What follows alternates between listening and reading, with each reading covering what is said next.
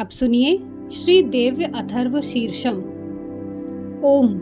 सभी देवता देवी के समीप गए और नम्रता से पूछने लगे, हे महादेवी, तुम कौन हो? उसने कहा, मैं ब्रह्म स्वरूप हूँ।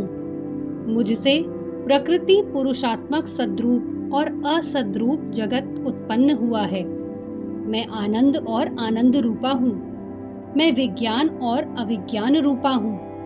अवश्य जानने योग्य ब्रह्म और अब्रह्म भी मैं ही हूँ।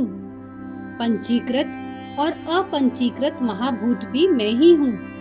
यह सारा दृश्य जगत मैं ही हूँ। वेद और अवेद मैं ही हूँ। विद्या और अविद्या भी मैं। अजा और अनजा, नीचे ऊपर अगल बगल भी मैं ही हूँ। मैं रुद्रों और वसुओं के रूप में संचार करती हूँ। मैं आदित्यों और विश्व देवों के रूपों में फिरा करती हूँ।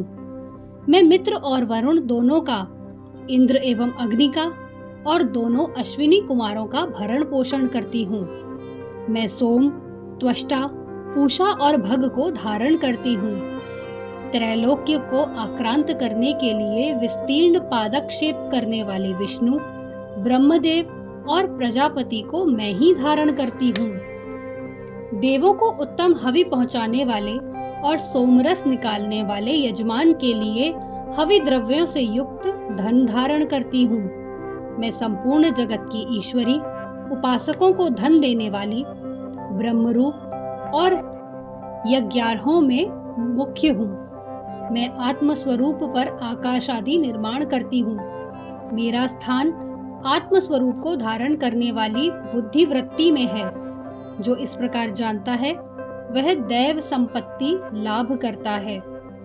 तब उन देवों ने कहा, देवी को नमस्कार है। बड़े बड़ों को अपने अपने कर्तव्य में प्रवृत्त करने वाली कल्याणकर्त्री को नमस्कार है। गुण साम्यावस्था रूपिणी मंगलमयी देवी को नमस्कार है। नियम युक्त होकर हम उन्हें प्रणाम करते हैं। उन अग्नि के से वर्ण वाली, ज्ञान से जगमगाने वाली, दीप्तिमती, कर्म फल प्राप्ति के हेतु सेवन की जाने वाली दुर्गा देवी की हम शरण में हैं। असुरों का नाश करने वाली देवी, तुम्हें नमस्कार है। प्राण रूप देवों ने जिस प्रकाशमान वैखरी वाणी को उत्पन्न किया, उसे अनेक प्रकार के प्राणी बोलते हैं। वह कामधेनु तुल्य आनंददायक है और अन्न तथा बल देने वाली वाग रूपिणी भगवती उत्तम संस्तुति से संतुष्ट होकर हमारे समीप आए। काल का भी नाश करने वाली, वेदों द्वारा स्तुत हुई विष्णु माया, स्कंद माता, सरस्वती, देव माता अदिति और दक्ष कन्या, पाप नाशिनी कल्याणकारिणी भगवती को हम प्रणाम करते हैं। हम महालक्ष्मी को जानते हैं और उन सर्व शक्ति रूपिणी का ही ध्यान करते हैं। वह देवी हमें उस विषय से प्रवृत्त करें। हे दक्ष, आपकी जो कन्या अदिति हैं, वे प्रसूता हुई और उनके मृत्यु रहित कल्याणमय देव उत्पन्न हुए। ये परमात्मा की शक्ति हैं। ये विश्व मोहिनी हैं। पाश, अंकुश, धनुष और बाण धारण करने वाली श्री महाविद्या हैं। जो ऐसा जानता है वह शोक को पार कर जाता है। भगवती, तुम्हें नमस्कार है। माता, सब प्रकार से हमारी रक्षा करो।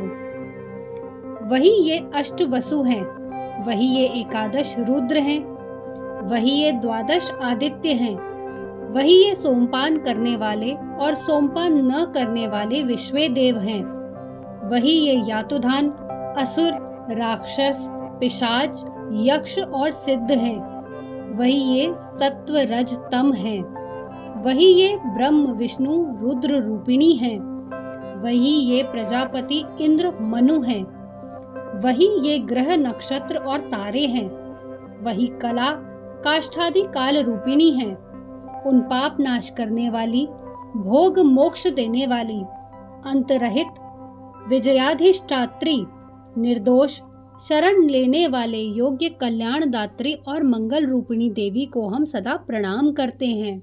हस्त कमल के मध्य में रहने वाली, प्रातःकालीन सूर्य के समान प्रभा वाली, पाश और अंकुश धारण करने वाली, मनोहर रूप वाली, वरद और अभय मुद्रा धारण किए हुए हाथों वाली, 3 नेत्रों से युक्त, रक्त वस्त्र परिधान करने वाली और कामधेनु के समान भक्तों के मनोरथ पूर्ण करने वाली देवी को मैं भजता हूँ।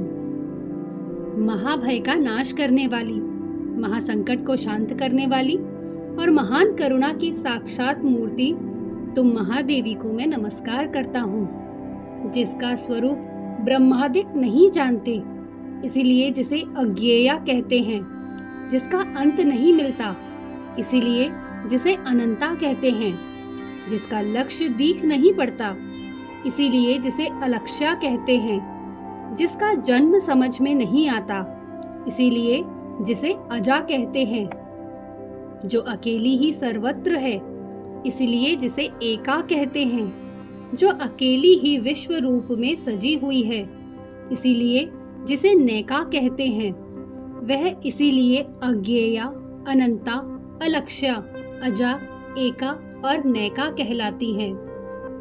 सब मंत्रों में मात्र का मूलाक्षर रूप से रहने वाली, शब्दों में ज्ञान रूप से रहने वाली, ज्ञानों में चिन्मयातीता, शून्यों में शून्य साक्षिणी तथा जिनसे और कुछ भी श्रेष्ठ नहीं है, वे दुर्गा के नाम से प्रसिद्ध हैं। उन दुर्विज्ञेय, दुराचार नाशक और संसार सागर से तारने वाली दुर्गा देवी को संसार से डरा हुआ मैं नमस्कार करता हूँ। इस अथर्व शीर्ष का जो अध्ययन करता है, उसे 5 अथर्व शीर्षों के जप का फल प्राप्त होता है। इस अथर्व शीर्ष को न जानकर जो प्रतिमा स्थापन करता है, वह सैकड़ों लाख जप करके भी अर्चा सिद्धि नहीं प्राप्त करता। अष्टोत्तर शत जप इत्यादि इसकी पुरश्चरण विधि है। जो इसका 10 बार पाठ करता है, वह उसी क्षण पापों से मुक्त हो जाता है और महादेवी के प्रसाद से बड़े दुस्तर संकटों को पार कर जाता है। इसका सायंकाल में अध्ययन करने वाला दिन में किए हुए पापों का नाश करता है और प्रातःकाल अध्ययन करने वाला रात्रि में किए हुए पापों का नाश करता है। अथ श्री देव्य अथर्व शीर्षम संपूर्ण।